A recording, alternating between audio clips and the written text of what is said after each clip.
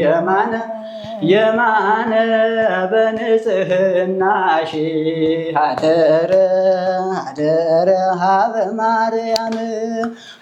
እናንተ አካባቢ የሚደረግ ይሄ ማህሌተ ገንቦ ወገብን አሸርቅጦ የሚደረጉ ዝማሬዎች፣ ለሰርግ ለክብረ በዓል የሚደረጉ መዝሙሮች ብዙ ጊዜ ከስርዓት ወይንም ከያሬዳዊ ዝማሬ የወጡ ናቸው ይባላል።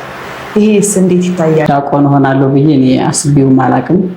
እየዞርን እስከ 11 ሰዓት እንጨርሳለን በአንድ ቀን ማለት ነው። የህማማት ጊዜ ማለት ነው።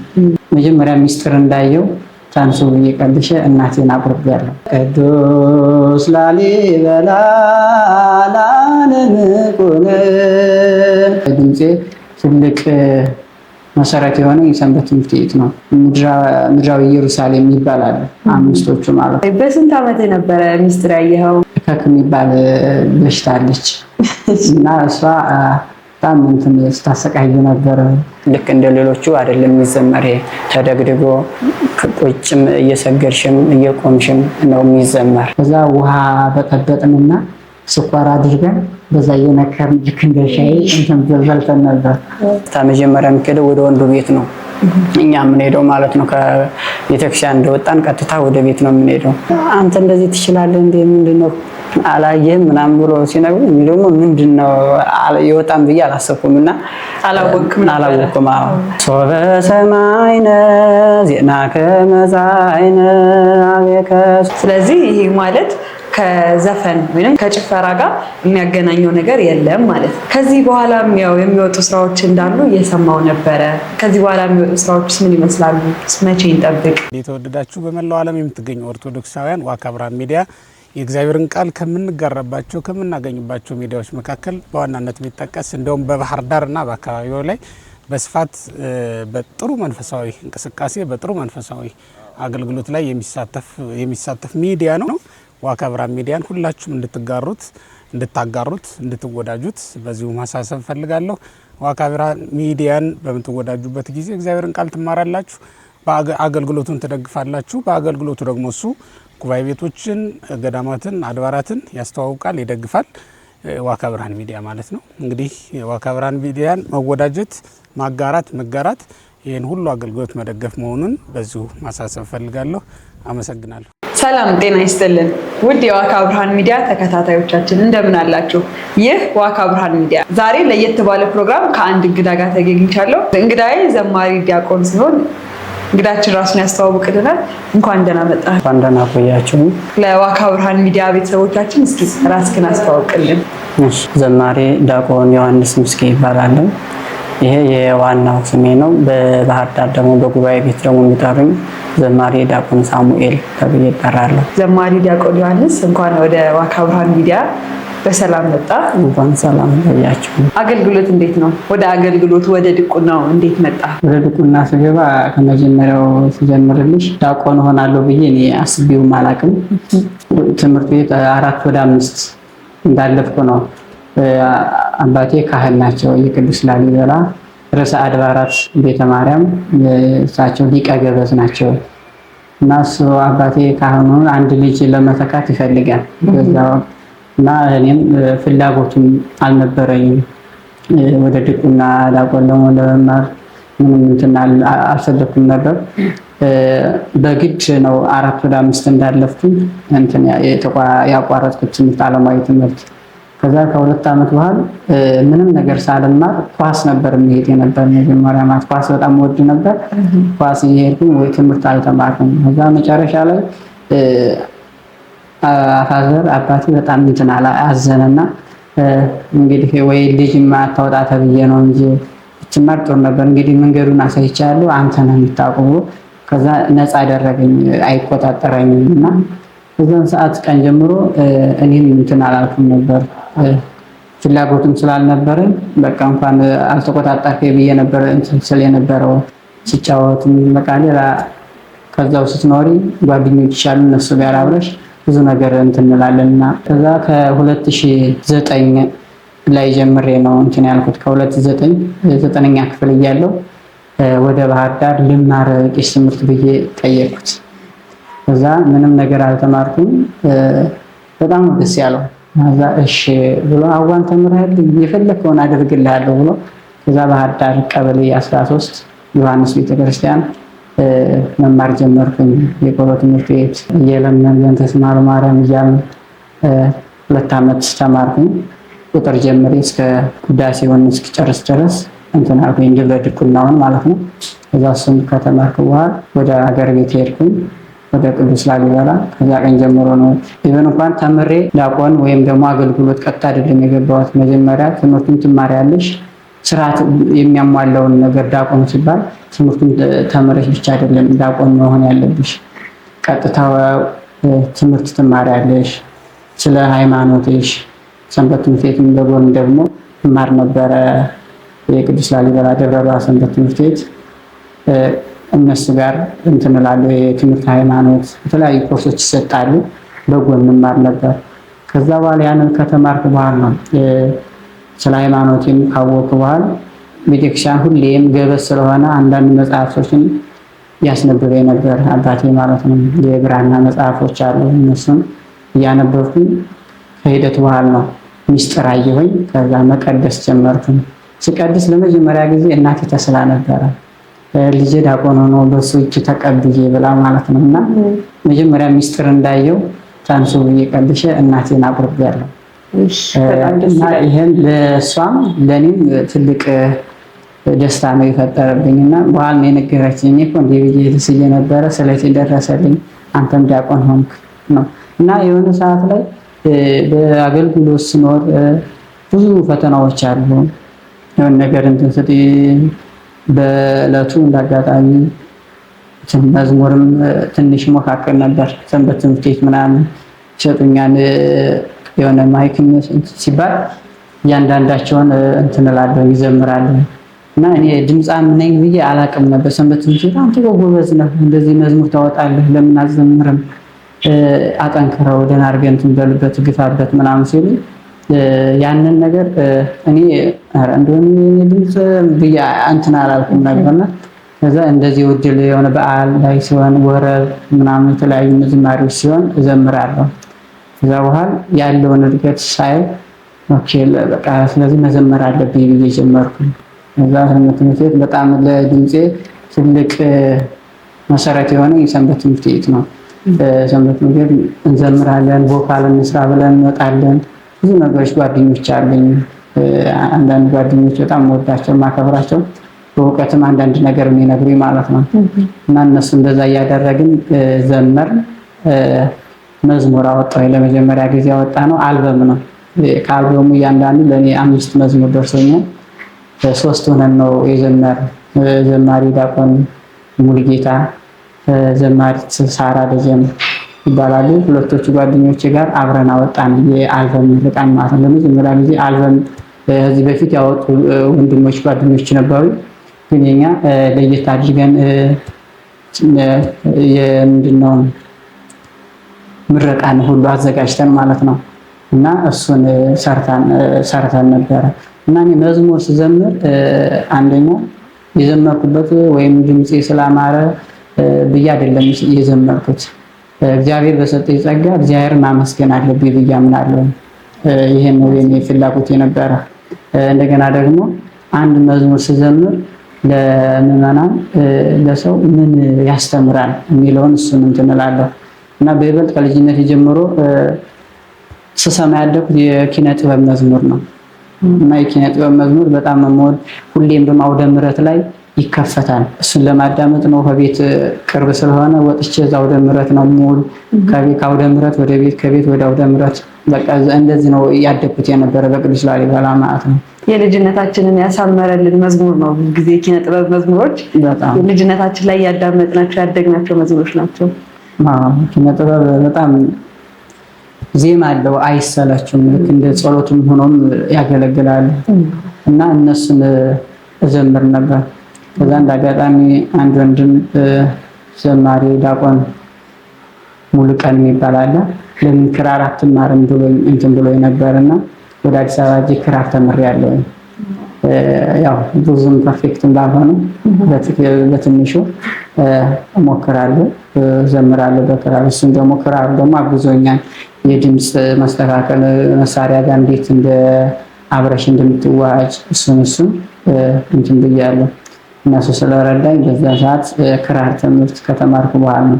ይሄን ሁሉ ሳደርግ አባቴ ይሄን ላደርግ ነው ስለው እሺ ነው ያለኝ። ምክንያቱም የእሱን ፍላጎት አሟልቼለት ነበረ እና ከዛ በኋላ እስከ 12 በጎን እየተማርኩ ነበረ። 12 ጨረስን። ከ12 በኋላ አባቴ ገበዝም ስለሆነ እሱን ለማገዝ ዓለማዊ ትምህርት መማር አልቻልኩም። እሱ ጋር ቁጭ ብዬ አንዳንድ ቤተክርስቲያኖችን ትምህርቶችን በጎን ሳጠና ነው ነበረ። ከዛ በኋላ ነው ወደ ባህር ዳር ይበልጥ የተማርኩትን ትምህርት ለማሳደግ ቀበሌ 14 ባለ እግዚአብሔር ቅዳሴ ቤት ገባሁኝ ያሉትን ለማጠንከር እሱ ጋር እማራለሁ። አሁን ወደ ባህር ዳር ከመጣሁ በኋላ ማለት ነው። እዛ በባህር ዳር ምንም ደግሞ በደብረ ሰላም ባለ እግዚአብሔር ቤተክርስቲያን ደግሞ አገልግሎት አገለግላለሁ። አባታችን መላከ ሰላም እንዳገለግል ፈቅደውልኛል ከዛ ቦታ ማለት ነው። አገልግሎቴን አይተው እና እሳቸውን አመሰግናለሁ፣ ክብር ይስጥልኝ እያሉ በዚህ አጋጣሚ እና አሁን በደብረ ሰላም እያገለገልኩ ነው ያለሁት። ጉባኤ ቤትም ሳልወጣ እሱን እያገለገልኩ እስካሁን አለኝ። በስንት ዓመት ነበረ ምስጢር ያየኸው? ከ2010 አካባቢ እንደዛ አካባቢ ነው ያየሁት ምስጢር ያየሁት ማለት ነው። ከዛ በኋላ መቀደስ ጀመርኩት። በጣም ደስ ይላል። ያው የእናትክንም የአባትክንም ምኞት አሳክተሃል እና ይሄ በጣም እድለኝነት ነው በእውነቱ። የቅዱስ ላሊበላ ልጅ እንደመሆን ቅዱስ ላሊበላ ተወልደክ እንደማደግ ስሜቱ ምን ይመስላል? የላሊበላ ልጅ መሆን ያው ላሊበላን ሁሉም ሊጎበኛት ሊያያት የሚጓጓላት ከተማ ነች እና የላሊበላ ልጅ መሆኑ በነዛ ሁሉ ገዳማት ተከቦ መኖሩ ምን አይነት ስሜት አለው? ምን አይነት ጥቅም አለው ብለህ ታስባለህ? ስሜቱ በቅዱስ ላሊበላ መወለድ አንደኛ ባህሉ የቦታው ባህል በእያንዳንዱ ቦታ አካባቢዎች ባህል አለ። የእያንዳንዳቸው ርዕሰ አድባራት ቤተክርስቲያን ማለት ነው እና እያንዳንዳቸውን እነዚህም በቅዱስ ላሊበላ ስኖር የካህናቱ ዝማሬ ለየት ይላል። የቅዱስ ላሊበላ ካህናት በዛ ያለው ሲሰጥ ያለውን እሱ ጋር ሁሉም በተለይ ደግሞ የልደት ጌታ ሲወለድ የቅዱስ ላሊበላ ልደት ነው አብሮ አያይዞ በዛ ሰዓት በሚከበርበት ሰዓት ሁሌም ነው ትልቅ ደስታ ስሜት አለው። ምክንያቱም ከተለያየ ሀገሮች ሁሉ ይመጣሉ፣ ፈረንጆች ሁሉ ይመጣሉ። 10 ጊዜ ብዙ ጊዜ ይመጣሉ። አዲስ ነው የሚሆንባቸው እና 11 ቤተክርስቲያን መቅደሶች አሉ። እያንዳንዱ ዛሬ ቤተ ማርያም ከሄድኩኝ ነገ ደግሞ አማኑኤል ወይም ገብርኤል እሄዳለሁ። አዲስ ነው የሚሄድብኝ። እንዳውም የሆነ ሰዓት ፊት 5 ቤተክርስቲያን ግሩፕ የመጀመሪያ የሚባሉት ቤተክርስቲያኖች 5 ቤተክርስቲያን አሉ። እነዚህ 5 ቤተክርስቲያኖች ምድራዊ ኢየሩሳሌም ይባላሉ፣ 5ቶቹ ማለት ነውና እየዞርና እስከ 11 ሰዓት እንጨርሳለን በአንድ ቀን ማለት ነው። የህማማት ጊዜ ማለት ነው። 5ቶቹ ምድራዊ ኢየሩሳሌም በትምህርተ መስቀል አቀማመጥ ናቸው ያሉት። የመጀመሪያው መድኃኔዓለም ነው የጌታ ራሱ ማለት ነው። ደረቱ ደግሞ ቤተ ማርያም አለች፣ የደረቱ ምሳሌ። በግራና በቀኛቱ ቤተ መስቀልና ቤተ ደናግል። ከዛ እግሩ ደግሞ ደብረ ሲና ጎልጎታ የቅዱስ ላሊበላ መቃብር ያለበት እሱ ጋር የእግሩ ምሳሌ ናቸው። ትምህርተ መስቀል ሆነው ነው የተቀመጡት። እነዚህ ምድራዊ ኢየሩሳሌም ይባላሉ። ሰማያዊት ኢየሩሳሌም የሚባሉ ደግሞ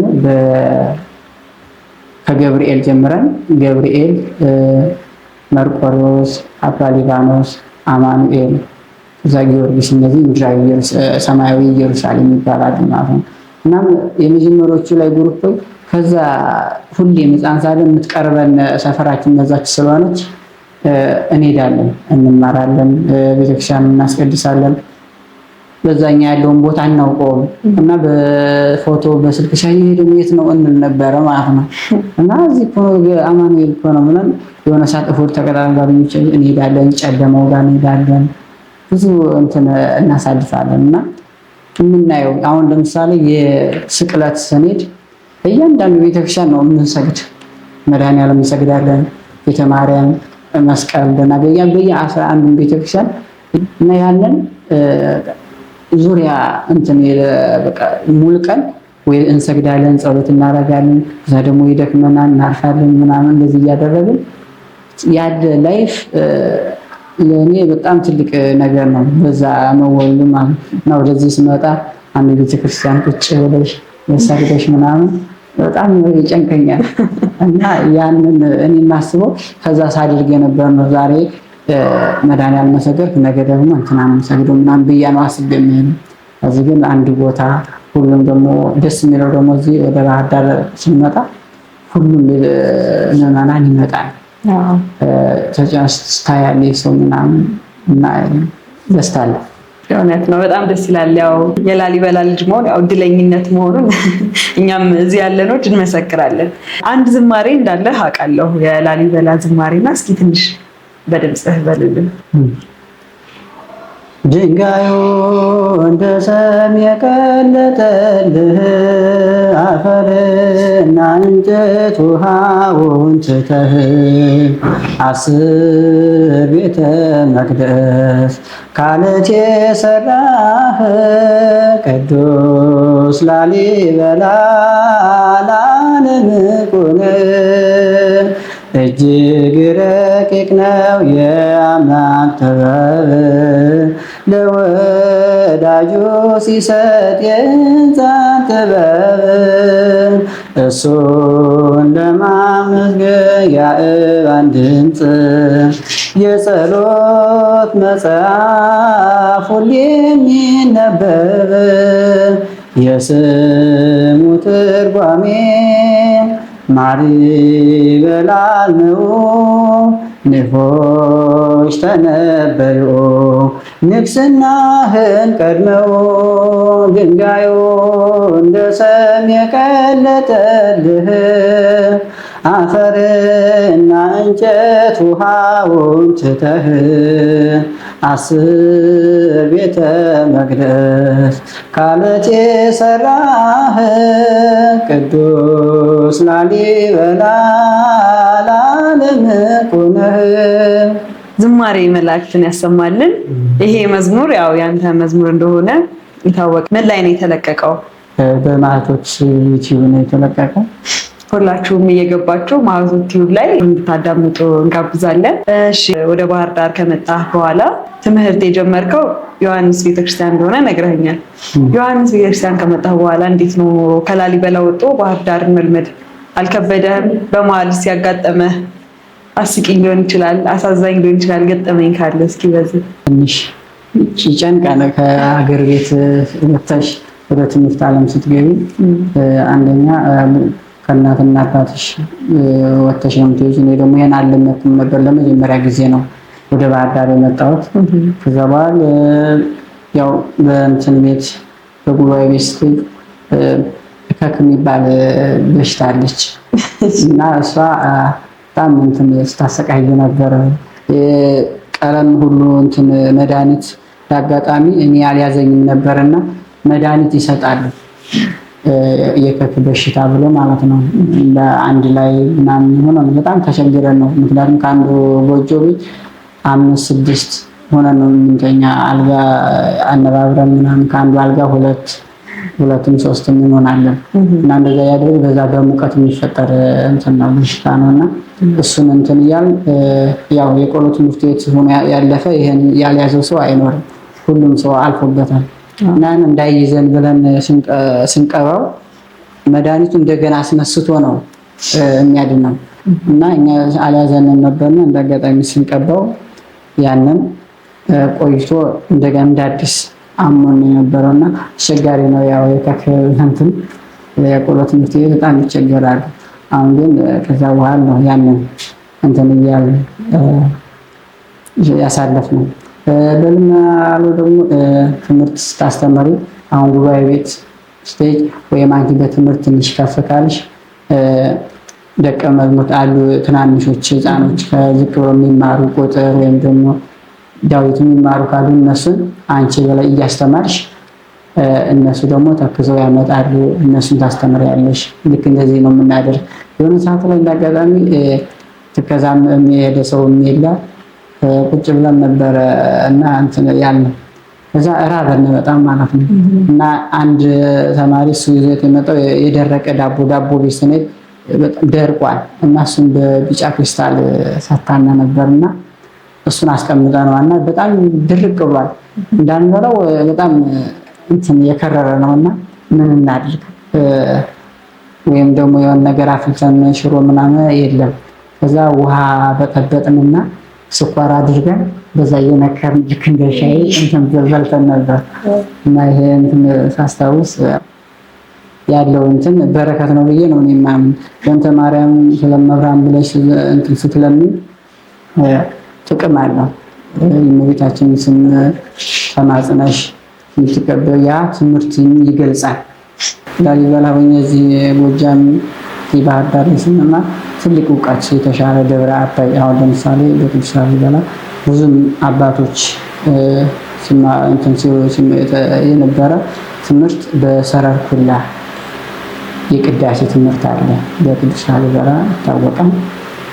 በጎጃም ደግሞ እዚህ በባህር ዳር ደብረ አባይ ቅዳሴ እኛውን በይበልጥ እንትን የምለው በሰረር ኩላ ቅዳሴ በላሊበላም የለመድኩት ስለነበር በዛው እንትን እላለሁ እና እዚህ ባህር ዳር ስንመጣ የደብረ አባይን ከዚህ ዮሐንስ ቤተክርስቲያን ተምሬያለሁ። እዚህ ቀበሌ 14 ደግሞ የእንታ መሰረት እሳቸው ጋር ደግሞ አሁን እስካሁን ድረስ ደግሞ እየተማርኩ ነው ያለሁት በእሳቸው ጋር ማለት ነው። እና ላይፉ ይሄ ነው። የጉባኤ ቤት እንትን ያለው ጓደኛ ጋር ትጣላለሽ፣ ያው ተጣልተን ነገ ደግሞ እንታረቃለን። ያው ብዙ አንዳንድ ነገር በምትኝታ እኔን እንትን ነው ወይም ደግሞ ተክዝ አልተክዝም እኔ አንተ ነህ ምናምን እንባባላለን እና ይሄው በውስጥ የምታደርገው ነገር ነው።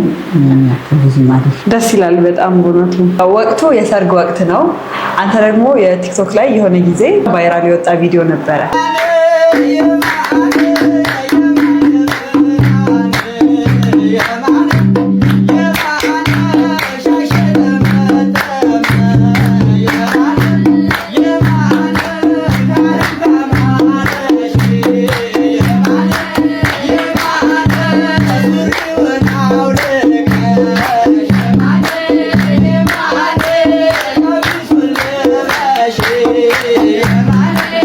ያ ቪዲዮ እንዴት ተቀረጸ? አጋጣሚ እንዴት ነበር? ታስቦበት የተቀረጸ ነው? እንዲሁ ቫይራል ይወጣል ለዓለም ያስተዋውቀኛልስ ብለህ አስበህ ነበረ? ያ ቪዲዮ ሲቀረጽ ታስቦበት አይደለም፣ ግን እንደ አጋጣሚ ጓደኛዬ ነበር፣ አብረን ያደገን አብረን ስቀድስ የነበረ ጓደኛዬ ነበር። እሱ ጋር አብረን እኔ እንደ አጋጣሚ እዚህ ባህር ዳር ለትምህርት መጥቼ ነበር። የገና እንዳለፈ በ3 ነበረ ሰርጉ እና ያን ጊዜ የእሱን ማጀብ ስላለብኝ ጠርቶኝ ነበር። ሄድኩኝ። ከዛ እንዳጋጣሚ ብሩክታዊት የምትባል ልጅ አለች። ሰርጉ ጋር ልደትን ከጨረስን በኋላ በ3ኛው ቀን ነው ሰርጉ የነበረ ተክሊል ምስባክ ሰብከን ብለን ወደ ቤት ነው ሰርጉ። በነገራችን ላይ እዚህ ባህር ዳርና እዛ ላሊበላ ላይ ቀጥታ መጀመሪያ የሚሄደው ወደ ወንዱ ቤት ነው እኛ የምንሄደው ማለት ነው። ከቤተክርስቲያን እንደወጣን ቀጥታ ወደ ቤት ነው የምንሄደው እና በዛን ሰዓት ያው የክብር ልብስ የሚባል አለ፣ ይሄ ሻማው ማለት ነው። ሁሉም ዲያቆናቶች ይለብሳሉ። ይሄ የሚለበሰው ወይ በክብረ በዓልና ወይም ደግሞ በሰርግ ነው፣ ከዛ ውጭ አይለበስም። እና በዛን ሰዓት እንትን አልኩኝ፣ እሱን ማጀብ ጀመርን። ወደ ቤት እንደገባን ብሩክታዊትን እስኪ መዝሙር አውጥቻለሁ ለምንድን ነው የማታስተዋውቂው? እስኪ አስተዋውቂ ብዬ አብረን ማድ ላይ እየበላን ነበርና እያስተዋወቅኩ ነው። እሺ አስተዋውቃለሁ ምናምን ብላ እንዳጋጣሚ ያንን የማንን አንተ አውጣ አንተን እንግዳው ከባህር ዳር መተህ ምናምን ብሎ የማነ የሚለውን መዝሙር ዘመርኩኝ እና ያን ሲለቀቅ እሁድ ነው እኔ እንትን መዝሙር ያጀብነው። ሰኞ ወደ ባህር ዳር ልመለስ ነው ነበር። ከዛ 8 ሰዓት አካባቢ ሰኞ ለቀዋለች እሷ ማለት እና ቫይራል ወጥቷን እኔ ያላወቁ መንገድ ላይ ነኝ የነበርኩት። እዚህ በቀበሌ 14 ባለ እግዚአብሔር ጉባኤ ቤት ስደርስ ሁሉም ሰው አውቆታልና አንተ እንደዚህ ትችላለህ እንዴ ምንድነው አላየህም ምናምን ብሎ ሲነግሩኝ እኔ ደግሞ ምንድነው ይወጣም ብዬ አላሰብኩምና አላወቅኩም። ከዛ በኋላ ሲያሳዩኝ የማን ከዚህ በፊትም እለው ነበረ በሰርግ ላይ ማለት ነው እና ያን ያክል ጎልቶ ይወጣም ብዬ አላሰብኩም። በአጋጣሚ ሁኔታ ነው እንትን ያለው እና በዛ ምክንያት ነው እንትን ቫይራል የወጣው። አንዳንድ አጋጣሚዎች በጣም ጥሩ ናቸው። በጣም እሺ እናንተ አካባቢ ለየት ያሉ የሰርግ መዝሙራቶች አሉ። አሁን ያው አንተን ምን ያስተዋወቀ አይነትና እነዛ ላሊበላ አካባቢ ነው የሚታወቁት። ሌላ ቦታ ሲታዩ አይዘወተሩም። ያ መሆኑ ከላሊበላ ጋር የሚያገናኘው ራሱን የቻለ የሚያስተሳስረው ነገር አለ፣ የሚያገናኘው ነገር አለ። እነዚህ የሚዘመሩት ዝማሬዎች የማነ ብቻ አይደለም፣ ወደ 6 አካባቢ ይሆናሉ። የመጀመሪያው ያው የማነ ነው ያወጣሁት ነው። ከዛ ደግሞ ወአንቲኒ ቤተልሔም፣ ሶበ ሰማይነ፣ አማን በአማን፣ አንጽዮ ስጋሃ፣ እነዚህ መሳስ ብዙዎች አሉ። እነዚህ ሁሉ አሉ እና እነዚህ የሚባሉት መጀመሪያ ላይ ቀጥታ የድሮ አባቶች ናቸው የጀመሩት ዝማሬው የመጣው ማለት ነው። እና በብዛት ከቅዱስ ላሊበላ ዲያቆናት ካህናቶች ይዘመርበታል። እነዚህ ደግሞ የሚዘመሩበት ደግሞ በሁለት አይነት ይዘመራሉ። የመጀመሪያው ያው በሰርግ ቀን ሲሆን ነው። ሁለተኛው ደግሞ ካህናቶች አባቶች ወደ ምዕመናን ቤተሰቦች በዝክር ጉዳይ ሲጠሩ ለማመስገን የሚጠቀሙበት ነው ይሄ ማለት ነው። ለምሳሌ አሁን ከመርጌታ ቤት ቢጠራ ወይም ደግሞ የቅኔ መምህር ከሆነ ዘሩን ትንሽ ልበልልሽና ለምሳሌ በየማነ ብንሄድ የማነ አደረ ሀበ ማርያም ዳዊት ደግማለው ፍካሬ የኔማ መርጌታ የቅኔው ገበሬ እያለ መርጌታውን ወይም ደግሞ የባለቤቱን ስም ያመሰግናል ማለት ነው። ልክ እንደዚህ የተለያዩ እነዚህ አሁን የዘረዘርኩልሽ አሉ። አንድ ግን ቢባልልን ለተመልካቾቻችን ጥሩ ነው። መልካም ሶበ ሰማይነ የሚለውን ዘመርልሽ። ሶበ ሰማይነ ዜናከ መዛይነ አቤከ ሶበ ሰማይነ ዜናከ መዛይነ አቤከ መዛይነ መዛይነ መዛይነ መዛይነ መዛይነ መዛይነ መዛይነ መዛይነ አረን በሰሌዳ አረን በሰሌዳ የሁላችን እናት ምስለ ፍቁር ወልዳ ምስለ ፍቁር ወልዳ ምስለ ፍቁር ወልዳ ዝማሬ መላእክትን ያሰማልን። እናንተ አካባቢ አሁንም እዛው ከእናንተ አካባቢ ከቅዱስ ላሊበላ አልወጣሁም። ብዙ ጊዜ አሁን ከያሬዳዊ ዝማሬ የወጡ የተባሉ ብዙ መዝሙራትን እናያለን። እናንተ አካባቢ የሚደረግ ማህሌተ ገንቦ ወገብን አሸርቅጦ የሚደረጉ ዝማሬዎች፣ ለሰርግ ለክብረ በዓል የሚደረጉ መዝሙሮች ብዙ ጊዜ ከስርዓት ወይንም ከያሬዳዊ ዝማሬ የወጡ ናቸው ይባላል። ይሄስ እንዴት ይታያል? በዚህ በየማነው ልክ እንዳልሽው እነዚህ መዝሙሮች ሲዘመሩ እኛ ማደግደግ እንላለን። አሁን ለምሳሌ በሰዓታት ላይ ንኢ ሲባል ወይም ደግሞ ታምረ ማርያም ሲነበብ ወገባችን አደግድገን ነው እንትን የሚባለው። አሁን ንኢ ሲባል ሁሉም ካህን ያለው ሁሉ አደግድጎ ነው እንትን የሚዘምር የሚለምን እና በዛ ሰዓት ደግሞ ይሄ ደግሞ አንደኛ ሙሽሮች የጌታ ምሳሌዎች ናቸው። ሚዜዎቹ ደግሞ የመላእክት ምሳሌ ናቸው። ለጌታ ነው ምስጋና የምናቀርብ። ያንን ደግሞ የጃኗችን ወይም ደግሞ ሸማ በእኛ የሚባለው ሸማ ነው። ሸማችን አደግድገን በወገባችን ታጥቀን ነው የምንዘምረው እንጂ እንደ ሌሎቹ መዝሙሮች አጣጥለን የሚዘመር አይደለም። እና ይሄን አድርገን አባቶች ናቸው ከድሮ ጀምረው ልክ እንደ ስርዓት አድርገው ክብር ለመስጠት ሙሽሮች ወልደ እግዚአብሔርን ተላብሰው ሥጋው ደሙን ተቀብለው ማለት ነው ወልደ እግዚአብሔርን ስለለበሱ ለነሱ ምስጋና አንድም ደግሞ ለጌታችንን ምስጋና እንደማቀረብ ተደርጎ አደግድገን እንዘምራለን ማለት ነው። ያ ነው እንጂ አጣጥለን ልክ እንደ ሌሎቹ አይደለም የሚዘመር። ተደግድጎ ቁጭም እየሰገድሽም እየቆምሽም ነው የሚዘመር። በዛ መልኩ ነው እንትን የሚባል። ስለዚህ ይሄ ማለት ከዘፈን ወይም ከጭፈራ ጋር የሚያገናኘው ነገር የለም ማለት ነው። አያገናኝም። አሁን አንዳንዶች ጋር ይህን መዝሙር ተቀብለው በዛው ወደ ዘፈን ይወስዱታሉ፣ እስክታ ይመታሉ። አይደለም፣ ይሄ ትክክል አግባብ አይደለም። ትክክለኛው ነገር ግን አመስግኖ ልክ መዝሙር ሲጨረስ እንደሚጨረሰው በትክክል አድርጎ ከዘመሩ ከተጨረሰ በኋላ ነው የሚቀመጥ እንጂ ልክ ወደ ዘፈናውን አንዳንዶች የከበሮ አመታቱ ሁሉ ይለያል። በጣም ወደ ዘፈን ስሜትን የሚቀሰቅስ አይደለም የሚመታ፣ በእርጋታ ሆኖ ነው ሁሉም የሚመታ ከበሮ ማለት ነው እና ተረጋግቶ ይዘመራል። ከዚህ በፊት ዝማሬዎች እንዳሉ እናውቃለን እና ስንት ዝማሬዎች አሉ? 7 መዝሙሮች አሉኝ እየተሰሩ ማለት ነው። ግን ኦንላይን ላይ ወደ ዩቲዩብ ምናምን አልተለቀቁም። የመጀመሪያው የቅዱስ ላሊበላ መዝሙር ነው። እሱ በቪዲዮ ተሰርቶ በማህቶት ዩቲዩብ ተለቋል። ሁለተኛው ደግሞ አዲስ ያወጣሁት የንስሐ መዝሙር ነው። ወደ በየማነ ዩቲዩብ በራሴ አካውንት ከፍቻለሁ። በየማነ ዩቲዩብ ተለቋል። እሱን ገብታችሁ ሰብስክራይብ እንድታደርጉ በአክብሮት እጠይቃለሁ።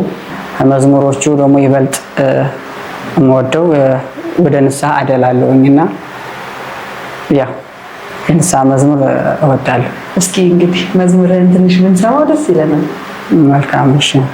ልረፍ ቃልህን አድምጬ በኃጢአት አልቅር ተውጬ ያንተ አርገኝና አስተካክለኝና መንፈሴን ልቤን ስበርና ይላል የመዝሙሩ የመጀመሪያው ርዕስ።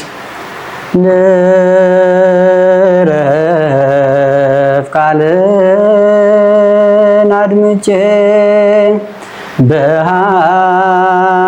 በኃጢአት አልቅር ተውጬ ያንተ አርገኝ አስተካክለኝና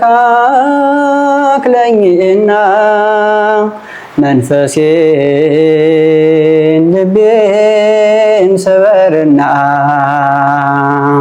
ምንም ትርፍ የላትም ዓለም ለነፍስ ረፍት አትሰጥም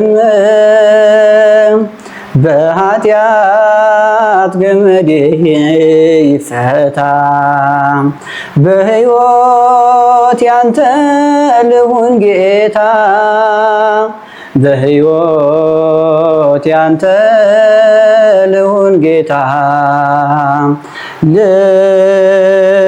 ልረፍ ቃልህን አድምጬ በኃጢአት አልቅር ተውጬ ያንተ አርገኝ አስተካክለኝና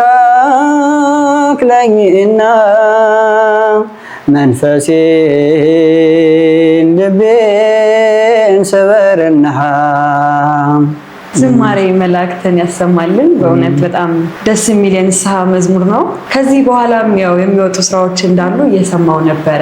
ከዚህ በኋላ የሚወጡ ስራዎች ምን ይመስላሉ? መቼ እንጠብቅ? አሁን የሚወጡት ዝማሬዎች የሰርግ ናቸው። ማውጣቸው የማነ እየተዘጋጀ ነው። ሙሉዎቹ ልክ እንደ አልበም ቅድም እንደዘረዘርኩ በመጀመሪያ በሁለተኛ ጥያቄሽ ላይ የዘረዘርኳቸው አሉ። አንቲኒ፣ አማን በአማን ሰው በሰማይነ እነዚህን ልክ እንደ አልበም ጠቅለል አድርጌ ለማውጣት አስቤያለሁ። እየተዘጋጁ ነው ያሉት። ለመጀመሪያ የማን የሚለው ያው ከትንሽ ወራት ከ2 ወር በኋላ ይለቀቃል ብዬ አምናለሁ። አንዳንድ የሚስተካከሉ ነገር ሚስጥራት እንዳያፋልሱ የሚስተካከሉት ነገሮች አሉ። እነሱን አስተካክለን አቀርባለሁ ብዬ አምናለሁ በእግዚአብሔር ፈቃድ። አሜን። እንግዲህ እኛም ለመስማት ጓጉተን ነው እየጠበቅን ያለ ነው። እግዚአብሔር ያስጨርስልን። የመጨረሻው ጥያቄ የሚሆነው እንግዲህ ያው የምትታወቅበትን ዝማሬ የማነን ያው እንድትዘምርልን በተመልካቾቻችን ስም ጠይቃለሁ። መልካም። እሺ። የማነ የማነ የማነ ብርሃን የማነ የማነ የማነ ብርሃንን ሀደረ ሀደረ ሀበ ማርያም ሀደረ ሀደረ ሀበ ማርያም የማነ የማነ ሻሸ ጠመጠመ የማነ የማነ ካህን ካማረሽ የማነ የማነ ሱሪውን አውልቀሽ የማነ የማነ ቀሚሱን ልበሽ የማነ የማነ ቀሚሱን ከለበሽ የማነ የማነ ሂጅ ቤተ ክርስቲያን የማነ የማነ ቤተ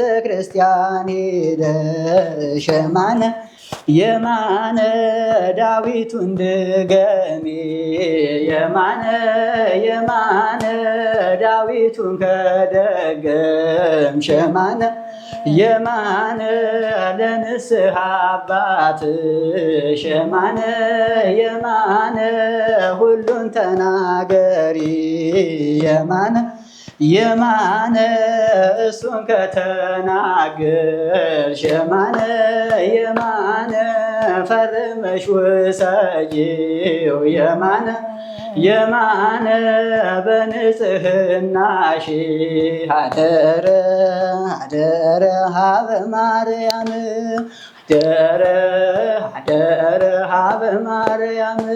ዘማሪ ዲያቆን ዮሐንስ በጣም እናመሰግናለን። እንግዳችን ሆነህ አብረህን ስለቆየ ጊዜንም ስለሰጠህን በጣም እናመሰግናለን።